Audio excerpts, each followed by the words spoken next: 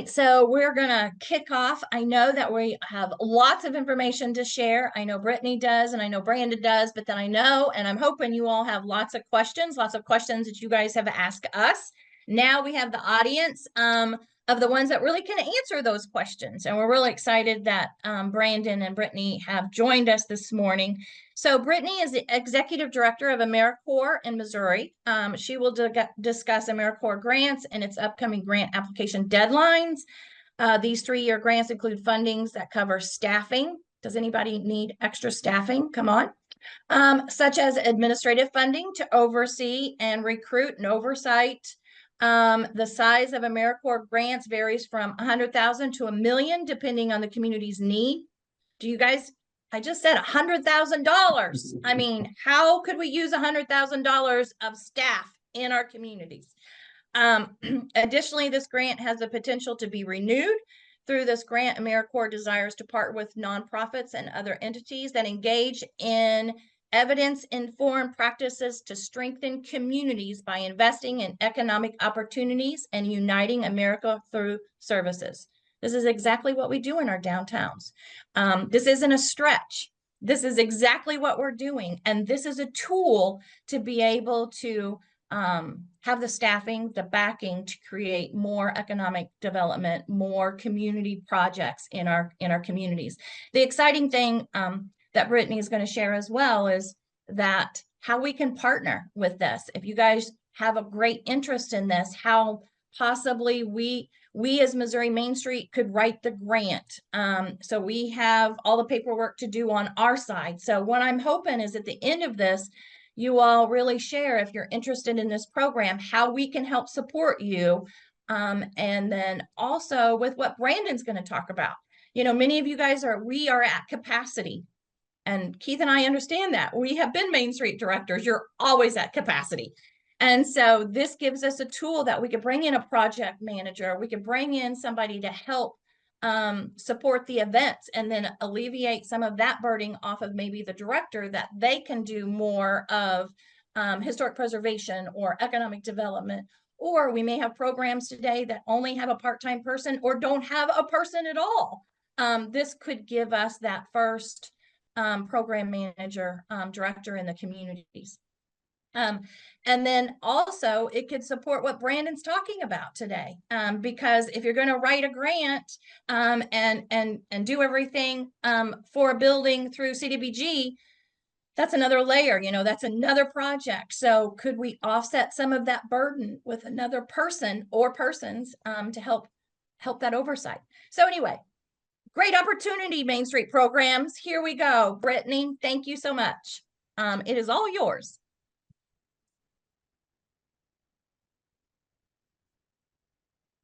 Let's go, Brittany, and you're on mute. There you go. All right, I got it. Good morning, everyone. Thank you so much for your time this morning. I really appreciate the introduction, Gayla. We are the people power in a lot of ways that can round out other grants and help make sure that you're making an impact on your communities. And so we're going to talk about how AmeriCorps can provide that people power. But, you know, a lot of people don't know about the Missouri Community Service Commission in the state of Missouri. And so it's important for me to back up and really fully introduce myself and the organization before we get into the grant. So I don't want to belabor it too much, but I want to give you some context into this, this culture of service that Missouri has had for many years and that our nation has. And kind of by joining in on AmeriCorps grants, you're joining into that culture of service. So I want to give you that context. So, like I said, I'm Brittany Crabtree, and I'm the Executive Director of the Missouri Community Service Commission. It's a governor-appointed commission that votes on who receives AmeriCorps funding in Missouri. So we receive our funds from a national agency that used to be called the Corporation for National and Community Service. I worked for that federal agency, and that's a helpful lens. I worked there before running state commissions. I ran the Kansas Volunteer Commission previously, back when AmeriCorps was celebrating its 20th anniversary. Now we're celebrating our 30th anniversary. But I go back further than that. I got to tell you, I'm an AmeriCorps alum, very proud. I served in Class 10 when there used to be a Washington, D.C. campus, and I served in National Civilian Community Corps. I'll tell you a little bit more about that program, because there's different AmeriCorps programs that I'm going to tell you about today. And whether I'm responsible for those programs or not, I can be a liaison to help you get access to those funds and opportunities if they're right for your community. So the Missouri Community Service Commission, our mission is to strengthen communities through volunteerism and service. So on the volunteerism side of things, there's informal volunteering, like taking your neighbor a meal after they've had surgery. And there's formal volunteering, like volunteering at the local food bank once a week for a few hours. Both of those forms of volunteerism are valuable. They're making an impact, strengthening communities, and we're measuring that impact. I think the dollar value of volunteerism, this recently came out, might be around $30 an hour in Missouri for skilled volunteers to get out there, and that there's a exponential impact if we're all getting out there and serving one another. So our commission does support that, not just AmeriCorps, but volunteerism overall. We had the Show Me Service Awards earlier this year, and if you have outstanding volunteers that you want to recognize so that you can retain them and keep them energized to keep volunteering generously with your organization, you might check out the Show Me Service Awards as a way to recognize them in the Capitol Rotunda. It's a really great experience. At the end of this presentation, there's an email address. You could send us an email for information. On the service side of things, that's when AmeriCorps comes in. When we say service, we're talking about a commitment to service. So we're talking about young people 17 and older committing to serve a community for a year. You know, some people sign up for the military, some people sign up for 4 years of college, right? Some people go to vocational school, some people join Peace Corps and serve overseas. AmeriCorps allows Americans to serve right here in Missouri and in this country, and it makes the fabric of every community stronger when we're engaged. But it takes a nonprofit, it takes an organization to step up and say, I want to be an AmeriCorps program, I want to host one here. And then you write the application, you hire a staff person to oversee the program. These funds do allow that. And then there's a living stipend for the AmeriCorps members. And so that organization takes on the responsibility of recruiting and retaining those AmeriCorps members. And that's called AmeriCorps State. And I really think that's why I was asked to speak with you today. But before I jump into the different streams of service, I wanted to put this slide in to make sure I didn't miss anything. I did miss, we do disaster response. You're going to see that when I go into a timeline here in a moment. I want you to know that. So if your community is hit with something, AmeriCorps members can be deployed to assist. And there's the volunteers that show up in the short term, but we all know that in disaster response, there's long term as well. And AmeriCorps can be a tool there. So backing up, this is the context I want you to have, and I won't belabor it too much, but we are very proud of the history of service in America. It goes back to 1910, and trust me, I didn't put that whole timeline on here because I know I can't take up the whole amount of time. But quickly, I'll share that back in 1964, America founded Volunteers in Service to America, the VISTA program. It was focused around combating poverty, and it's about capacity building for nonprofits. And so the AmeriCorps VISTA program still exists today, and I'm going to talk to you about it. But that one goes back before commissions were founded, just like these AmeriCorps Seniors programs. So these programs, RSVP, Foster Grandparents, Senior Companions, they were formed in the 70s. They're meant to get people 55 and older engaged. So if we know that sometimes organizations are having a tough time getting young people out volunteering, you might be having success with people 55 and older volunteering. AmeriCorps Seniors programs provides a small stipend to those individuals to help support, the cost of transportation to volunteering. And, if they're retired, that stipend can make a big impact, but it also keeps them engaged. And all those skills, all that life experience, we make sure that all that knowledge is still getting, in the community, participating, contributing, and we know that it combats isolation to be out there volunteering at all ages. So that program was formed in the 70s. We'll come back to that one. And then I already told you about National Civilian Community Corps. I'm an alum. I believe this is the most accessible AmeriCorps program for you. So if you're interested in AmeriCorps, often starting with an AmeriCorps National Civilian Community Corps application is the best way, and I'll explain strategically why here in a moment.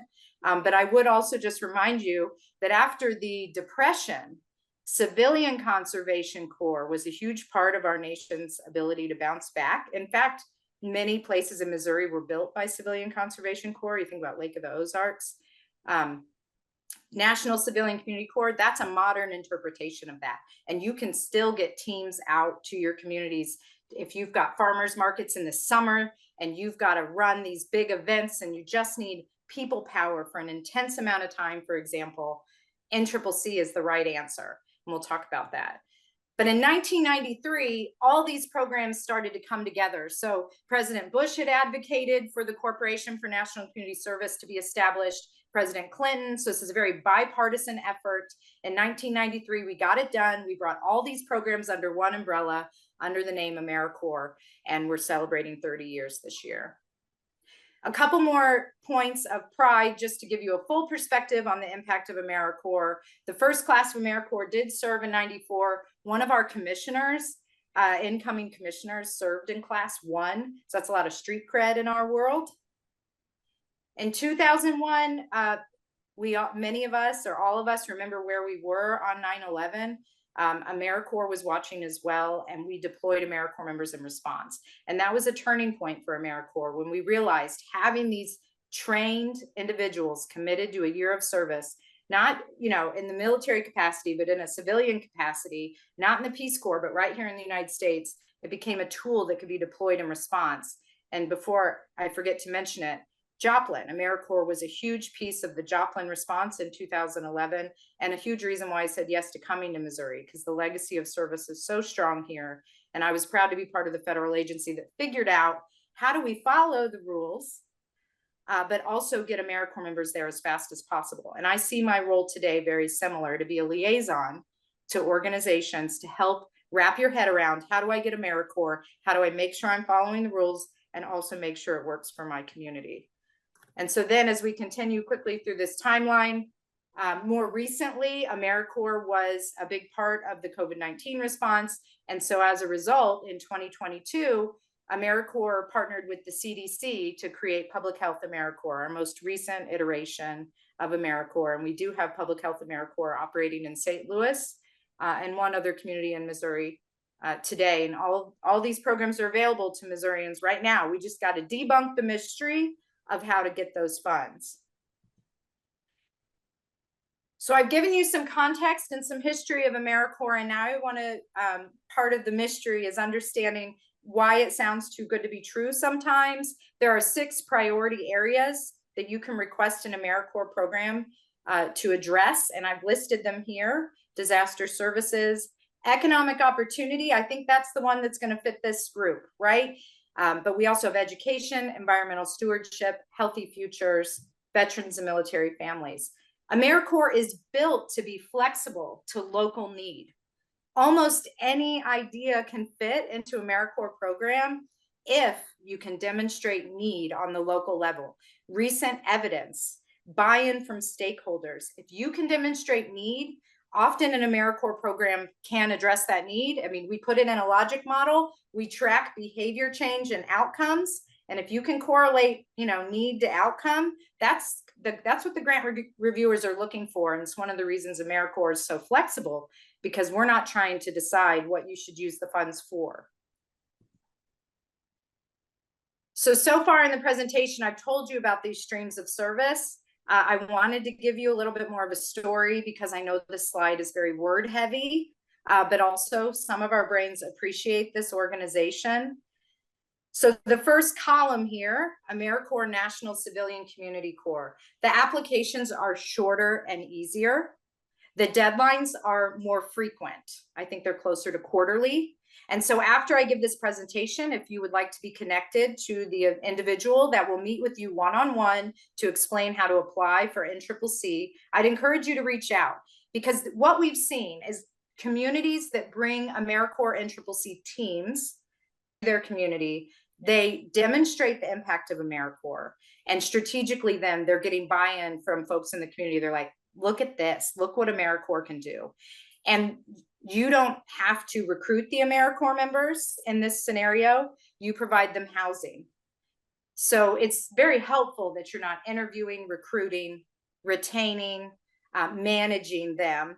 initially. Instead, you apply for a team, they're deployed to your community, let's say for 6 weeks. You have a checklist of everything they're going to need to get done. We recommend a backup checklist because they knock it out of the park every time. They're trained, they have a team leader, they've optimized on their campus, and when they deploy, they just really get it done. And when we talk about providing housing, and housing is a challenge, I would like to give you some examples. I camped for 6 weeks as an AmeriCorps team, no problem. They have all the gear for that, and maybe some of them don't love it, but it's a great learning experience. State parks are a wonderful partner with their cabins. Sometimes they will provide cabins for teams. We also know churches have provided church basements. As long as there's bathrooms and showers, we sleep on the floor in church basements. So AmeriCorps and CCC gets the job done. They're not very picky, but they do need housing, and they come out for chunks of time. Columbia, Missouri has been very strategic in bringing out AmeriCorps and CCC teams. So one nonprofit will utilize that team for a week, and then another nonprofit for another week. They partner in their applications, and then they keep bringing those teams back every quarter until they hit the capacity limit. It might be 40 weeks. And that gives you time to get your head around the other AmeriCorps applications and also get the A right there in your community, getting the work done to get that buy-in or to solicit matching funds, that sort of thing. So NCCC, strongly recommending that be your starting point, but I'm going to give you a quick overview of the others and then jump into what we do. So I don't oversee NCCC, but I can get you connected to the folks that do. I don't oversee AmeriCorps Seniors. That's directly managed by the federal agency. But again, if you have a lot of individuals that you want to have serving that are over 55 or are serving that are over 55 that you'd like to put into a formal program with an AmeriCorps program director and a stipend for those seniors, you can reach out and we'll get you connected to those folks. AmeriCorps State and National, that is what we do at the Missouri Community Service Commission. So I'll pause on that one and just cover Vista quickly. AmeriCorps Vista is also managed by the federal agency, and we can get you connected to them. But AmeriCorps Vista is capacity building behind the scenes service. You can get a couple AmeriCorps Vista members and not manage as much paperwork. So there's value to that one, right? Less paperwork burden. The negative of AmeriCorps Vista would be it's only capacity building. So if you need somebody that's versatile, that can be out there serving the public directly and doing capacity building, Vista's not for you. Vista's only behind the scenes capacity building, not serving the public directly. Which brings me to AmeriCorps State and National. So AmeriCorps State and National is a very flexible AmeriCorps program in the way that the members can do behind the scenes service and they can do direct service.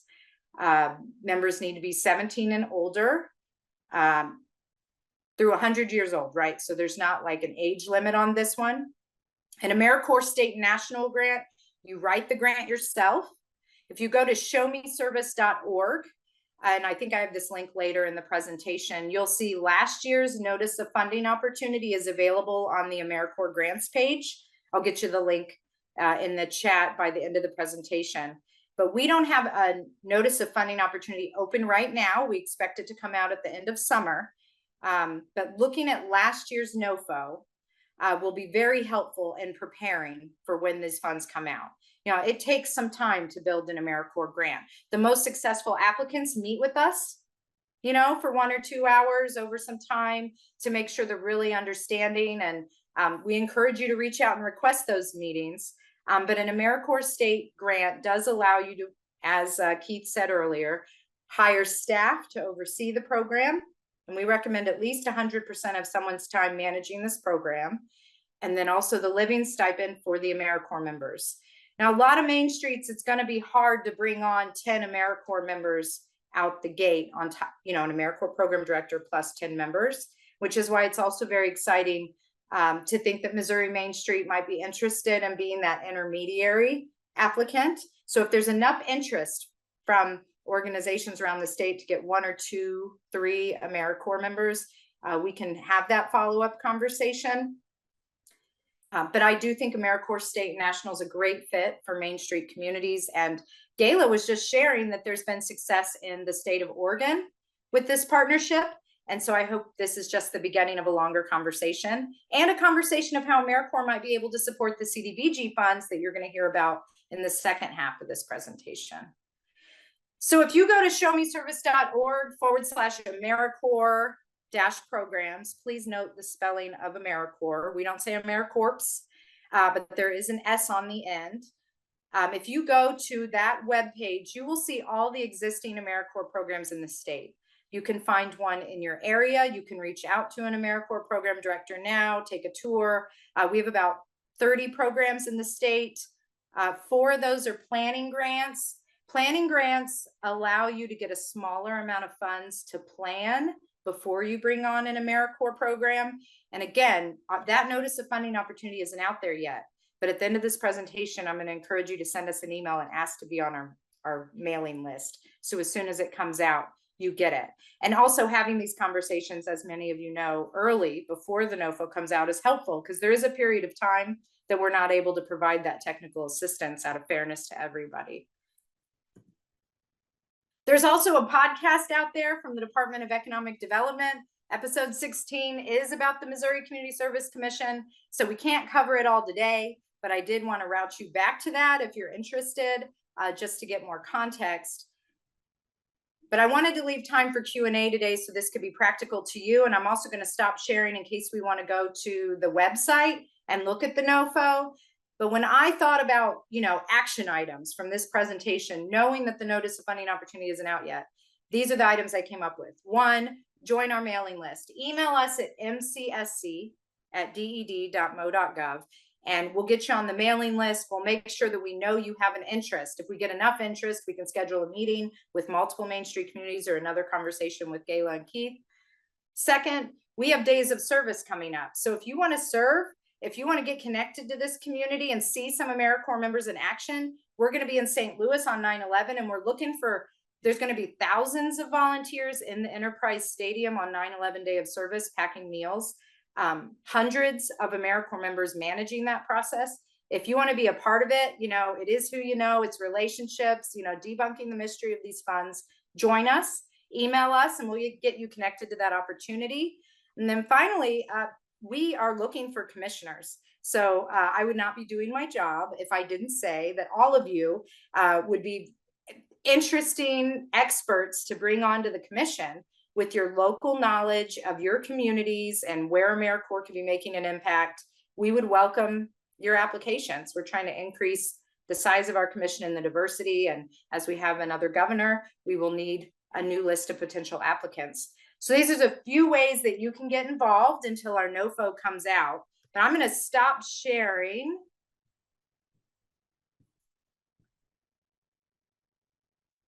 And then I'm going to, let me see if I can see everyone. Here we are. Okay, so I'm looking in the chat to see if there's any questions. Or Keith, have we received any questions? Yep, Brittany, I've got a couple things, and I just wanted to remind folks to go ahead and put questions in the Q&A while you're thinking about them. But while people are doing that, there is a question there, but I wanted to make one point. I like the NCCC partner with other groups. If you already have an organization or several organizations in your community that are doing this, and you can co-op with them to dip your toe into some AmeriCorps work. I loved that idea. I didn't know that was a possibility. Thinking about Main Streets, particularly in the spring and in the fall, they've got cleanup days, or, maybe they just have a week's worth of work with, maybe painting light poles and park benches and those sorts of things. A project that, the community comes out for, but maybe they need some extra staff with the AmeriCorps, particularly during the week. Most community cleanups are on the weekends. So I love that idea. And then there was a question in here about the minimum grant for Missouri AmeriCorps is 10 volunteers. You actually talked about a couple grant programs. Yeah, I hear the question, and so I'll clarify that. Thank you for that. So AmeriCorps State and National, the AmeriCorps program that we do manage out of the commission, currently has a minimum of 10 MSYs when you apply. That's a member service year. And so that can be split across people, right? So 10 MSYs could be 20 part-time AmeriCorps members. 10 MSYs is 10 AmeriCorps members. And I did mention that because that can be a heavy lift starting out. And that's exactly, Keith, why I mentioned the AmeriCorps National Civilian Community Corps concept, because you can begin partnering with other organizations for the temporary bringing in AmeriCorps members, though, and then you can also consider partnering on a grant application as well. It's possible that commissioners will vote to increase, or even the staff through the upcoming federal NOFO, increase the number of MSYs, the minimum. So we need to be creative in how we make sure that the government paperwork balances with getting enough AmeriCorps members out there. Yeah. And you mentioned some of the creative ways the communities have provided housing, but someone asked, are there any other suggestions? And you gave some, but also, do members ever live with community members? You know, I've got a basement or an extra bedroom. Does that happen? Is that allowed? I think it does. I think this comes back to policies and procedures. So having consistent policies and procedures and checks and safety. I do know that we have more AmeriCorps programs looking at actual houses, like housing to put AmeriCorps members in. They've actually purchased a house, or, you know, are able to lease a house and put AmeriCorps members in there. That's one I'd specifically check to see if I have precedents or examples of successful AmeriCorps members housed in homes. But yeah, most common, we do see state park partnerships with cabins or camping and churches. I think that I'm trying to think of anywhere else. When I was deployed to Cincinnati, we were helping to improve transition apartments for the unhoused. And so we actually lived in the transitional housing we were updating.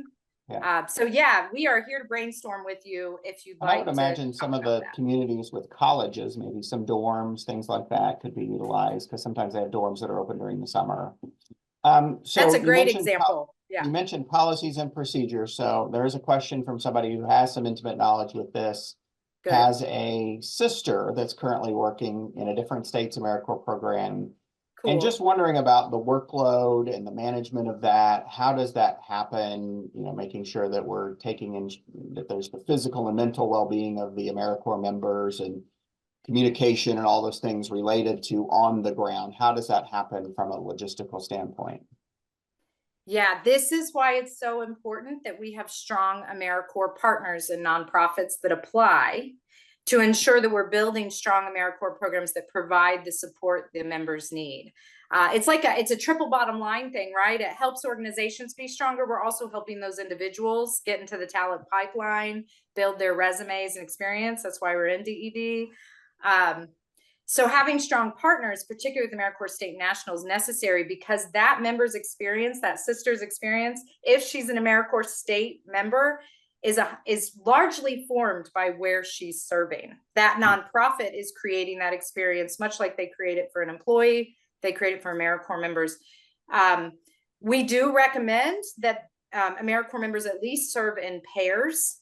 So we know an AmeriCorps member that serves alone in a community they're not familiar with, and everybody else is an employee and they're a member, you know, they may not have as great of experience. They may not make it the whole year. So we do recommend at least making assignments in pairs to help with that. That's the beginning to answer that question. Yeah, and I'm sure there's a system in place from AmeriCorps, either Missouri or national, to check in with those folks in the communities to make sure that they're getting the support they need and aren't being overworked and those sorts of things. Is that correct? Yeah, absolutely. And every AmeriCorps member signs a member service agreement. We give the template to the organization. It outlines how to contact the state commission if they're having challenges, and all AmeriCorps members have access to national trainings and support networks. So actually, honestly, if you're worried about your sister, reach out to me and I'll help you get connected to the right people also. Sounds good. One more question and then we'll move to Brandon. But if you have other questions, think of things related to AmeriCorps, type them in there. We'll do another Q&A at the end. A shout out from Joplin saying thank you very much for the support that AmeriCorps provided. So good job. Thank you, Joplin. I would love to come back, Joplin. We don't have an AmeriCorps program. Reach out. If a business owner was to provide an apartment or accommodations for the AmeriCorps volunteer, would there be a tax deduction? Do you know those details? I believe that if a business owner would do that, you would be able to count that as your match. So there are matching requirements to an AmeriCorps program. We can get them waived in the early years of a program, That flexibility has increased post-COVID, but I would say that would be an excellent match opportunity. I think the match is going to be up to 25% as a program grows. I do want to say one more thing before I pass it to Brandon. This is a unique grant that you are almost rewarded for longevity. And so often we feel like we get a grant and we have to when we reapply, we lose our competitiveness to the new shiny things. AmeriCorps is the way the regs are, and as you've heard, this way we're creating a strong member experience. You're actually rewarded for that knowledge. And we have partners that have had the grant 10 years. They start out at 100,000 minimum. I would almost say coming in for a grant at under 200,000, you might as well apply for 200,000 or higher. I'm going to say it out loud. And then they grow it over time. And that's how we get to that $1.5 million grantees, because they can handle more AmeriCorps members. So this is a long-term conversation. You might not be ready to apply by this September. Maybe it's by next September, but that investment is worth it, because then you could have this grant for a long time. And that's the sustainability that Main Streets need, I think. So thank you for the chance to hear that relationship pays off and you're rewarded for applying again. Yeah, that's wonderful to hear. Yeah, thank you. Thank you, Brittany. That was wonderful. And yes, as Keith talked about, be sure to put your questions as you think about them in the chat. And then I just want to remind you all that Keith and I want to hear of your interest after this. If there is interest for us to help support AmeriCorps and coming together and doing the paperwork process and investing in our Main Street programs. So many of you all know Brandon. Brandon came to a director's meeting in Warrensburg a few years ago. We were so excited to hear about how he had redone CDBG for historic preservation. And now we're going to hear, and then Brandon came to our state conference as well and talked about it. And here we are again, because I think it's really been fine-tuned. It's ready. Brandon is ready to have some really, really good applicants and award some dollars. And we from Missouri Main Street would love for us to have that pilot community that can do this, and we can help support that, because as we know in Main Street, we get one community to do it. We have a success story. Then other communities are like, they did the paperwork. We kind of understand now. And we have that pilot as an example. And the other thing that I want for Brandon is for it to be so successful that we have to ask the legislators and DED for more money in this pot, because it is an awesome opportunity.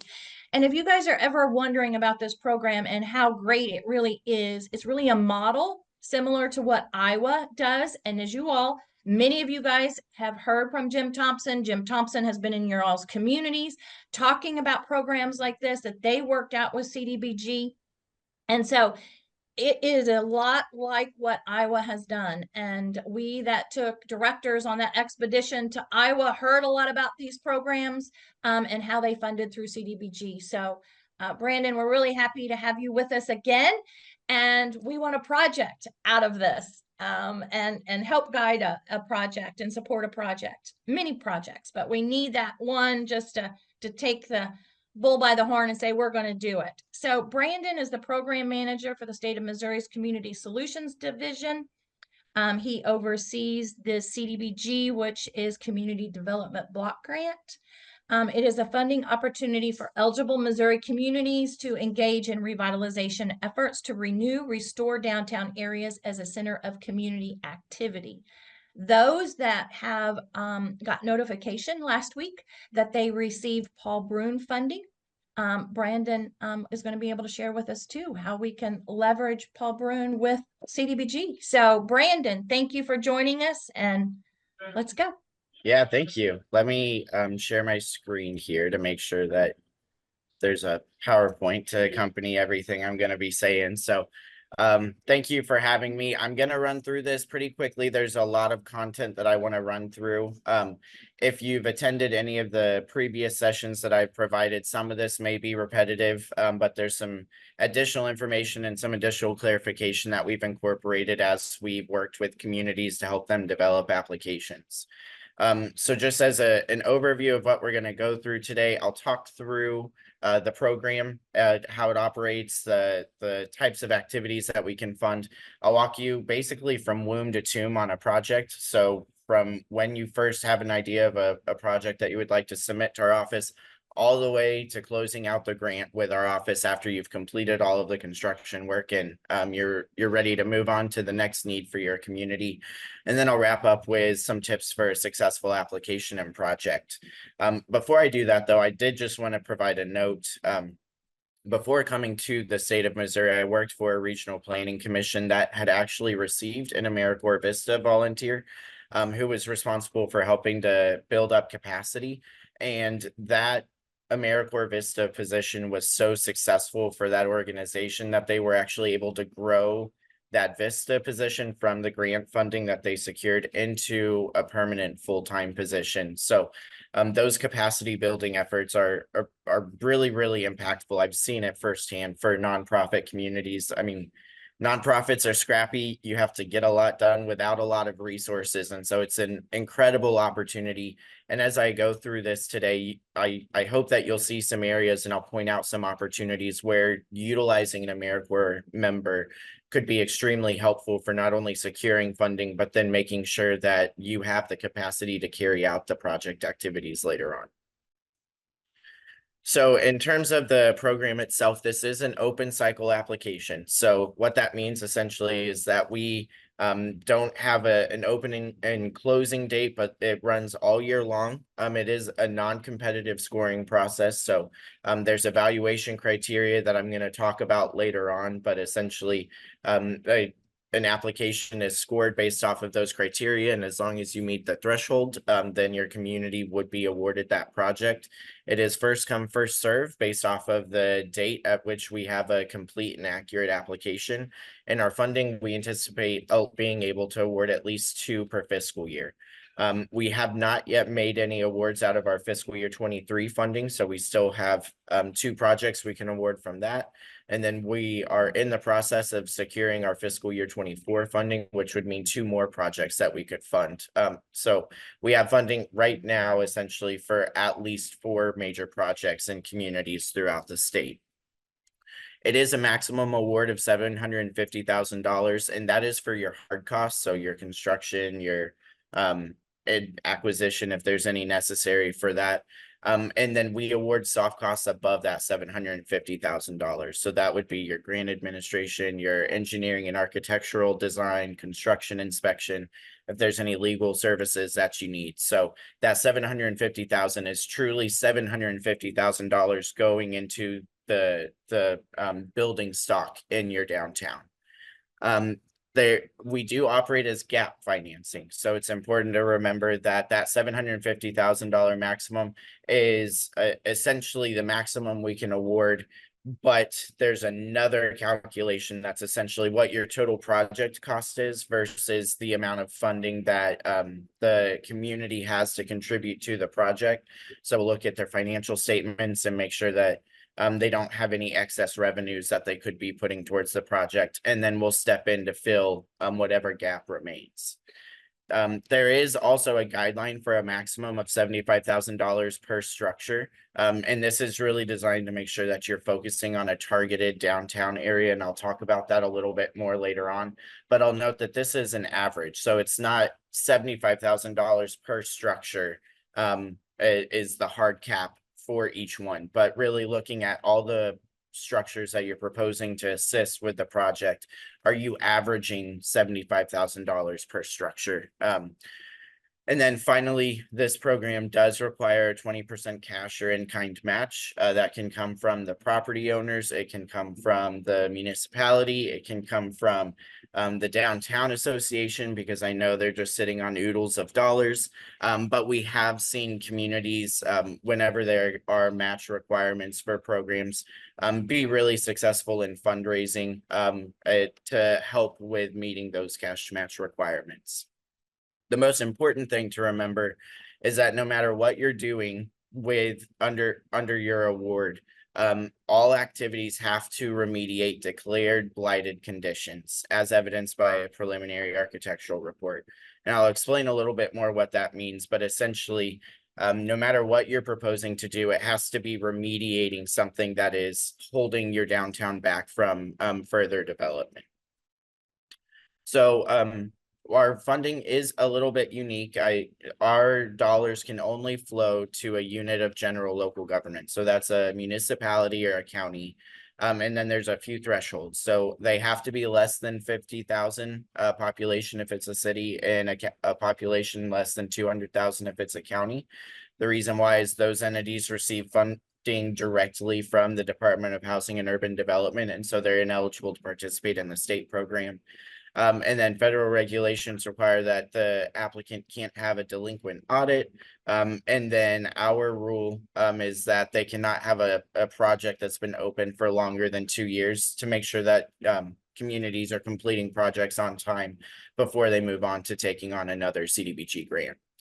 So the main applicant has to be that unit of general local government, or we affectionately call them UGLUGs. But we oftentimes see sub-applicants on projects. So this can be a nonprofit 501c3 or a special taxing district. So depending on how your organization is set up, it may be possible for you to participate directly within the application, or if there's a community improvement district or a neighborhood improvement district that's covering your downtown area, then they may be eligible to participate as a sub-applicant and contribute funding. Finally, at the beneficiary level, so these are the property owners that are going to be receiving assistance from the program. They cannot be debarred at the state or federal level. It's very rare that we see that, so it's not something you should worry about, but I wanted to make sure I included it here. So our activities, essentially, it's improvements to facades. We can assist privately owned structures. There's a public easement that has to be provided to make sure that we're not violating state statutes, that funds can't be used for, public funds can't be used for private purposes. So we use that to sort of navigate that state statute. Improvements to facades of publicly owned structures. Any improvements that are necessary to address code violations of private commercial structures. So if there's any internal deficiency or roof work that needs to be done in order for it to receive a certificate of occupancy, those can be activities that we fund. And we can assist mixed use structures, but there's some caveats that I'll talk about here in a minute. It can also fund interior improvements to nonprofit community and public facilities. And then a sort of a tangential allowable activity is infrastructure that's directly related to downtown revitalization. So this may be streetscape improvements, or increasing the size of a water main so that a private commercial building can meet fire safety standards without having to have like water detention on site. So some ineligible activities are infrastructure activities unrelated to downtown revitalization. Improvements to a singular structure unless you have approval from our office. So in limited circumstances, if you have an iconic building within your community that if it were to deteriorate, you would really lose the character of your entire downtown. We can allow that full $750,000 to go towards that singular structure. But that's only with prior approval from our office. We cannot assist residential portions of a structure, and we cannot assist buildings that are for the general government or general conduct of government. So this is typically city halls and county courthouses, which I know can be a bit of a challenge for a downtown revitalization, as many of our rural downtowns are centered around those areas of civic life. But the point of this program is to build up the private sector building stock that exists, to hopefully generate additional revenues that would then allow the community to provide further investment into maintaining the facilities that they operate. And this is by federal regulation that we can assist those types of structures. So for mixed use buildings, exterior facades, there had previously been some guidance from our office that a facade along a residential portion of a building wasn't eligible for assistance. That's no longer the case. So long as it's visible from a public right of way and it has blighting conditions, any part of the facade is eligible for receiving CDBG funds. And then we received some questions about systems that serve an entire building. So if it's your HVAC system or your electric panel needs improvement or needs repairs in order to to meet your occupancy standards. Those items can be improved, but they have to be allocated based off of what percent of the building is being used for commercial function versus residential function. And so we provide sort of a very rudimentary method of calculating that. So really just taking your floor area dedicated for commercial activity, dividing it by the total floor area of the building. And then that's the percent of the cost that can be paid for using CDBG funds. So our typical application process, it is a multi-step process. I'm going to run through these pretty quickly, just recognizing the time that we have. But there's much more information in our guidelines that walks you through this step by step. And then we have a great team that I'll talk about at the end that's available to answer any questions. But generally, the process that you're going to take first, you need to identify your project. So determining your eligibility and need is the first step. So making sure you have a unit of general local government that is willing to be the applicant for your project. Determining if you have any sub-applicants that need to or would like to participate in the project, contributing funding or resources, and then making sure that you're starting to document the need. So taking a look at your downtown community, what are those elements that need to be improved in order to make it to make revitalization possible. The second is to determine your national objectives. So this is something that we've streamlined quite a bit from the previous iteration of the program, but essentially you'll designate a target area within your downtown. We recommend a block or two to really maximize the impact of the investment that we're making. And then look at each of the structures within that area and begin to document those blighting conditions based off of the community's local dangerous building ordinance. Step 3 is to identify your proposed activities. So we have a list of activities that are eligible and that we have to build our budgets off of based off of federal regulations and how they list out the types of activities. So those are within the guidelines. Take a look at that and start to identify, okay, are we going to be doing commercial rehabilitation? Are we going to be doing sidewalks or street improvements? And really start to narrow down the scope of what you want your project to be. And then preparing your grant writing team. So unfortunately, these funds are a bit technically complex because of the federal nature of the funding.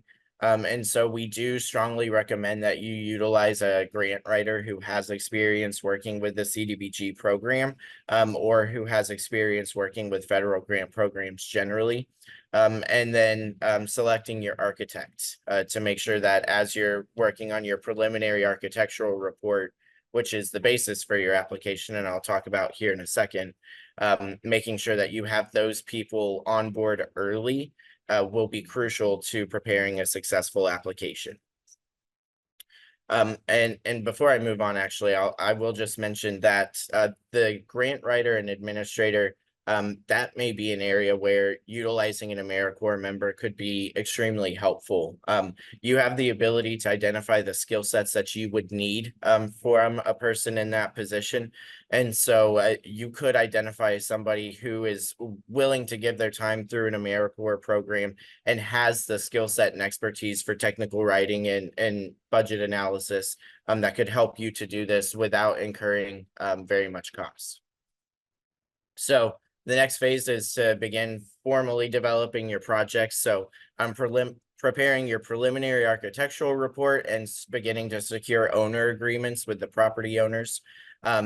So the guidelines do outline there's very specific criteria and content that needs to be addressed within the preliminary architectural report. And that's necessary for us to be able to evaluate the project, make sure it meets federal regulations, and make sure that we have a strong understanding of what the project will entail.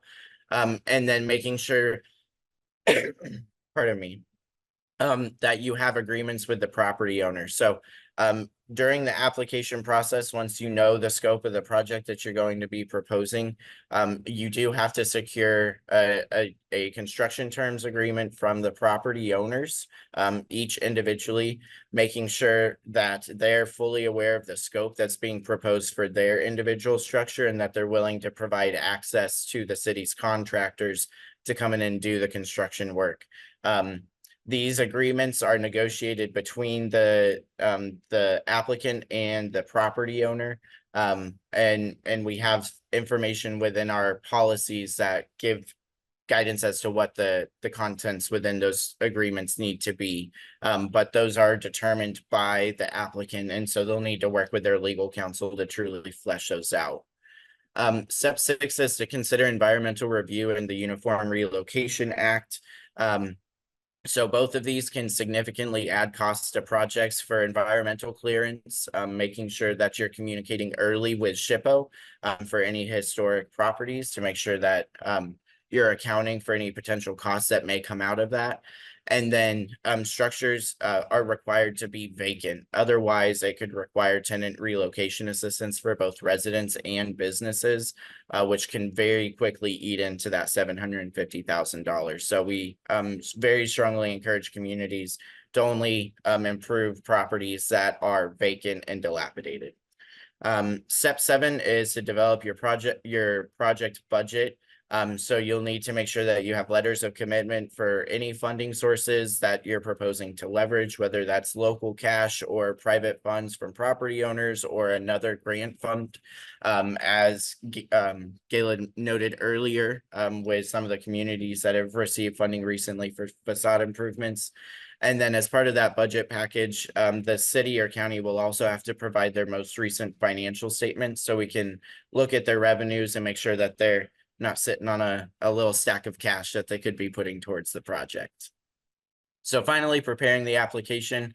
We do use Submittable. It's an online application that will have questions. It's a lot of information like contact information, your budget, uploading documentation, and then responding to narratives that really give us the picture about what you're proposing for your project. Step 9 is to conduct your citizen participation. So you'll have to take a look at your community, determine if there are any folks who are have limited English proficiency, and then make sure that you're accommodating that in your public notice or your public meetings to make sure that they have equitable access to the program. You'll post for your public hearing and then hold the public hearing, and the governing body will adopt a resolution to apply. And then you finalize and submit the application. Super easy. I know those 10 steps makes it seem like it can occur in an hour. That's not necessarily the case. So we would encourage you to work on it early and reach out to us as often as necessary. So the typical project life cycle is there's really a few different phases. So if you don't complete your environmental review prior to grant award, and if you haven't selected a grant administrator, you would have to go through procurement for your grant administrator and then have them start working on that environmental review. These will typically be at the environmental assessment level. So that's not the highest level of environmental review, but it's certainly not the lowest either. So there's a packet that needs to be completed that looks at all of the various environmental conditions to make sure that there won't be any impacts to users of the property and that the property won't have any impact to surrounding properties in the community at large. There are those consultations I talked about. So consulting with tribal nations, consulting with SHPO, and then some comment periods for both the public and the state that have to be recognized. Once you get through that, you're okay. You would start engaging your architect for the final design, building out your bid docs of what you're actually going to be doing with the funding. So you'd go through procurement for your architect if you hadn't pre-selected them as part of your application process. That architect would do their final design and prepare the bid docs so that you have a set of documents ready to take out to the contractor community and begin selecting a construction contractor. And then at this time, you would begin negotiating those construction terms and facade agreements to make sure that, the facade easement agreement to make sure that you have the necessary site control and necessary assurances from the property owners to participate.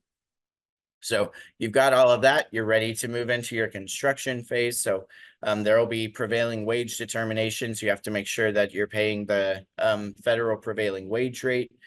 Typically, communities will have a bidding period, and we encourage you to hold a conference with any potential bidders so they can come visit the site, understand what's being proposed, and have an opportunity to ask any questions that may be necessary to clarify through the bidding process.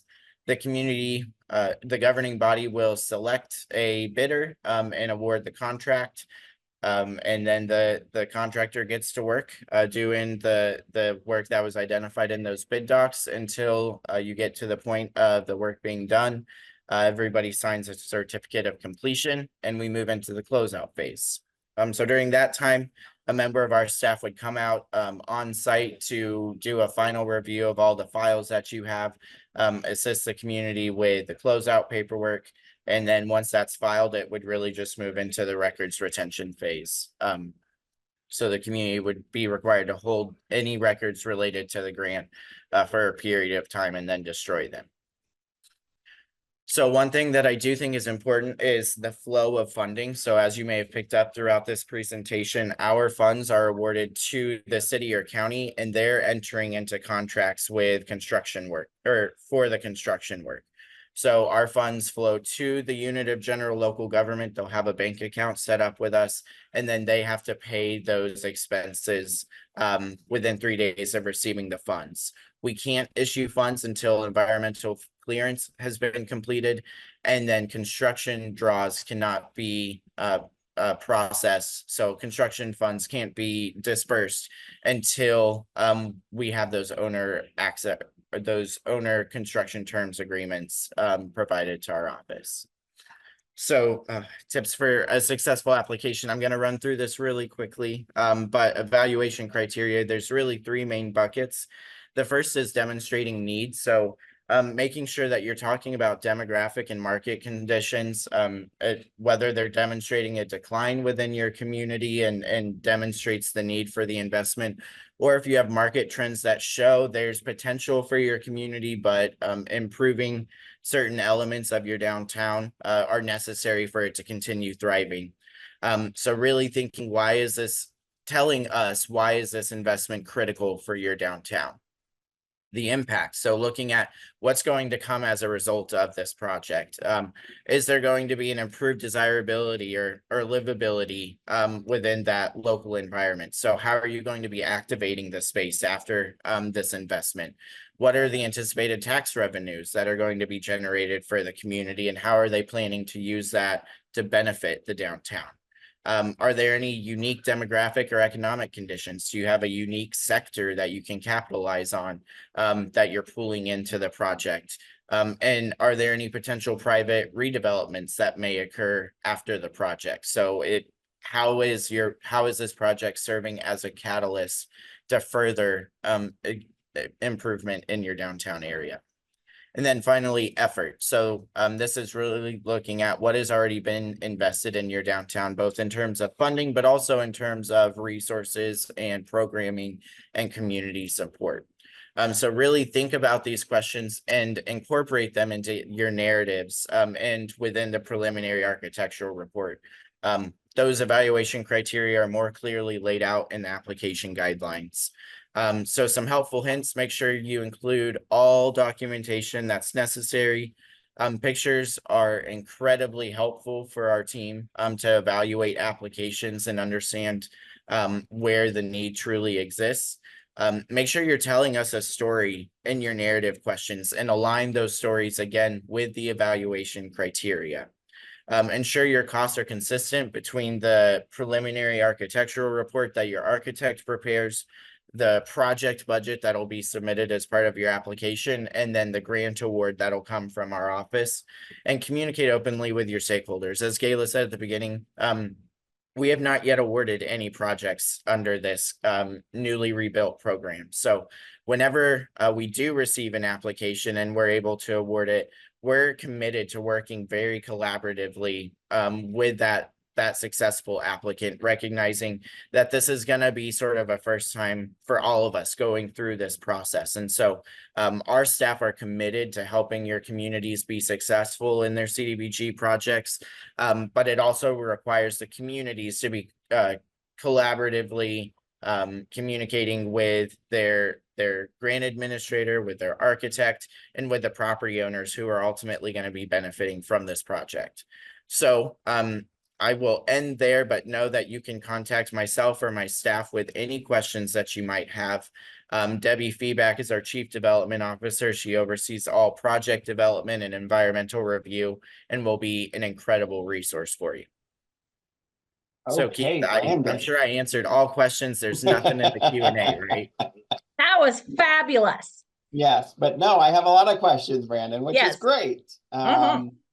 So the first one is, one of the first things you mentioned was the preliminary architectural report. Can you share a community that's done one of those? And they'd like to get a copy of an RFQ or have a conversation with their contact. Do you have a resource for them and maybe another project? I know there haven't been any applications with this one yet, but Yeah, any we don't folks have that any do those? preliminary. Sorry, we don't have any applicants that have done a preliminary architectural report under this program. But we do make available on our website a standard template that communities can use for procuring that architect, both for the preliminary architectural report as well as your final design services. So that's available on our website. And So I Brandon, can, I know DED's website's pretty vast and large. So would that be on the CDBG page if they searched Missouri Department of Economic Development, Community Development Block Grant? Would it be on that page? yeah, I actually just posted in the chat the link to our Awesome. opportunities to apply economic development. And then our administrative manual, which is what holds the forms and templates, can be accessed from there. Okay. And then I know I already talked to Brittany about this, but would you share your presentation with me that we can send it out to folks Absolutely. afterwards? There are a couple folks that have asked to share it with their board members and things. Would that be all right? Absolutely. Yeah. And to that point, if there's a desire for myself or our staff to attend any local board meetings to talk about projects, we've got project development team members who are committed to doing just that. Okay. Thank you. For those communities that are over 50,000, I answered one question from Blue Springs, but I also have a Joplin asking, are those that are 50,000 and plus, so they're not eligible for the program because they get money directly from HUD, are they required or urged to set aside a certain percentage of the money they receive from HUD for historic preservation, or they can use it in any way they want? No, communities determine how they can best utilize their local resources. So they develop an action plan every year, and every 5 years they develop a consolidated plan. So if your community doesn't currently use their CDBG funds for this type of activity, get involved in the consolidated planning process and advocate for that program to be set up. Okay, great. Good information. Thank you. Yep.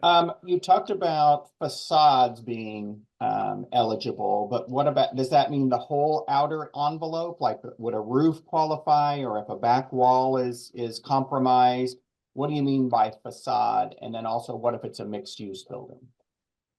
Yeah, so first and foremost, the funds have to be used to address any blighting conditions on the property. So if the structural integrity is failing, even if it's not a publicly visible facade, if it is contributing to a code violation or prevents the building from receiving a certificate of occupancy, then that would be an eligible expense. Would be eligible, right? Would be eligible, yes. Okay, great. Awesome. Awesome. So then related to that, mechanical system improvements for a mixed use building, are other interior improvements such as flooring, drywall, and insulation eligible using the same cost allocation formula? Yeah, that's a great question. So what we can't allocate costs for improvements to residential portions of a structure. So what we typically recommend is, if you do have a mixed use structure within the preliminary architectural report, have your architect just sort of shade out the residential portions of the structure and just indicate that that's not proposed as part of the project. And then within the budget, make sure that it's very clear that any costs being proposed are solely for the commercial portions of the structure. So we should not be paying for any flooring, drywall improvements in residential portions of structures, but we can pay for all of those costs in the commercial portion of the structure. It's just really important to keep those budgets separate. Okay, great, awesome. So getting very technical, the average $75,000 per building to receive funding, so average. So if you set up a district that you're going to be offering this program to as a city, let's say that there's 10 buildings in the district, but only 5 of them use the funding. Is it the average of the 10 buildings or the average of those that are using the funds? It's the average of the buildings within the district. Okay. All So right. that'll help to keep that 75, Yeah. like keep you below that That's 75,000. a very good. and Thank you for and asking again, that that's question. that's why we recommend that you use a really targeted area in your approach. Okay. Really just a block face or two to act as sort of a catalytic development, and then hopefully spur additional private development. Okay, great. Ask any other questions you've got. I've got one more question while I ask Brandon. If you've got something that you just thought of, be sure and put it in the Q&A piece. So Brandon, I have somebody who has experience with CDBG, much like you, Regional Planning Commission, and a lot of times struggling with traditional CDBG programs in downtown districts, particularly working with small contractors, property owners who don't necessarily have a lot of experience in this. Prevailing wage and bids and all of that becomes very a large burden to carry for a private developer. How would you recommend managing this, or is it because it's being managed as a bigger project, the bidding could be done for multiple buildings? I mean, that's a concern, particularly in a lot of our rural communities, the lift to do bidding and prevailing wage and contractors that'll do those things.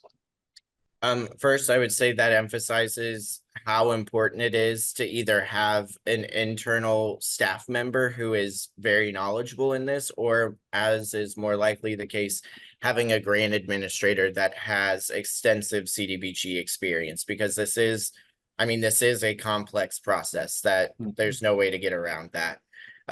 But there is a benefit to doing it this way. So to your question about procurement, the city would be entering into one contract for architectural services that will do the architectural report for all structures in their target area.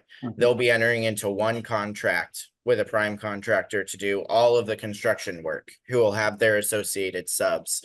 So it does make it a lot simpler to act as a catalytic project whenever you have everything sort of bundled together. So that makes it simpler on the contractor side, although it is still sometimes a challenge in rural communities getting qualified contractors. So but putting that on the responsibility of the city, so the city has to have the capacity to do that, or hire a grant administrator with the capacity to do that. Yes. Okay. Yeah, and our funds can be used for grant administration. So above that $750,000. So we recognize the challenge that administering these funds can be. And so we provide resources to make sure that you have people with the right tools and the right skill sets to be there walking you through the process. And our staff remain involved throughout the life of the project. Okay. I think where the greatest lift from the city is going to be is I've worked in rural downtowns before. I know the personalities that you can sometimes work with for individual property owners. And people very rightly care about the structures that they own. And so there can be a lot that goes into that emotionally and personally. And so it would be vitally important for the city to be as open and communicative as possible with those property owners throughout the process. And our staff are willing to meet with folks as well if there's any sort of contention we're always happy to step in and help the community be able to explain to their beneficiaries. I'm going to call out Kirksville because I've worked with Kirksville before, and they have a CID, Community Improvement District, that helps fund facades, so facade improvements around their square. And so they utilize those agreements with property owners to take control of the facade, and they'll do facade renovations on the entire block. And so Kirksville has experience in managing those sorts of things. One contractor, one bid process, one inspector, all those sorts of things through the city. So they might be a good resource for us down the road. Yeah. Have a good question. How can a property owner help with the in-kind part of the funding when the city is the applicant? Yeah, it's hard for me to imagine how a private property owner could potentially contribute in kind unless they own machinery potentially that the contractors could use for work. But typically private property owners would be committing cash for their portion of the project. In kind is very often comes from the communities in terms of having their public works staff working on something or utilizing city machinery and equipment or being able to pull in volunteers. I don't know why my lighting just changed. Sorry. Well, but it's a little stormy behind you. It is. Yeah, I'm just waiting for the rain to come in. But it's typically in kind typically comes from the community itself. And not necessarily private property owners. Okay. And then we have one who I'm very excited, the county is excited to do this in the community. This would be, I believe this is Carrollton, if I'm getting my names right. And so they're very excited for this opportunity and for the presentation. So thank you. Yeah, let us know if we can come down and talk. We'd be happy to. Yeah, we've been working with them on a new Main Street program. So yeah, that's exciting. Well, I think And that's then the we've end of the got- questions. And we've Gayla? gotten emails of people interested in AmeriCorps already too, packaging that together. So good job, you guys. We need a project for Brandon. Yes. And we need to come up with more support, more human resources for our community. So let's see how we can make these two programs really work for Missouri. So thank you guys both. Brandon, I did have somebody say that they went to the link on that website and didn't find the sample RFQ. If you would just... Yeah, I sent a second link, our program document that has forms and templates. Okay. If anybody doesn't find what they need, you're going to get an email from us tomorrow with a survey and my email address. And so if there's something you can't find, just let me know and I'll work with Brandon and Brittany and get you what you need. All right. Great Thank you, webinar guys. when we go over with great conversation. So I want to thank both of you very much for taking your time today and some extra time to be with us and share your programs. I hope that we get some good traction out of this and get some volunteers through AmeriCorps and some projects through CDBG. All right. Well, thank you. Have a good day. Yeah, Thank thank you you. all. Everybody. Bye-bye. Bye-bye.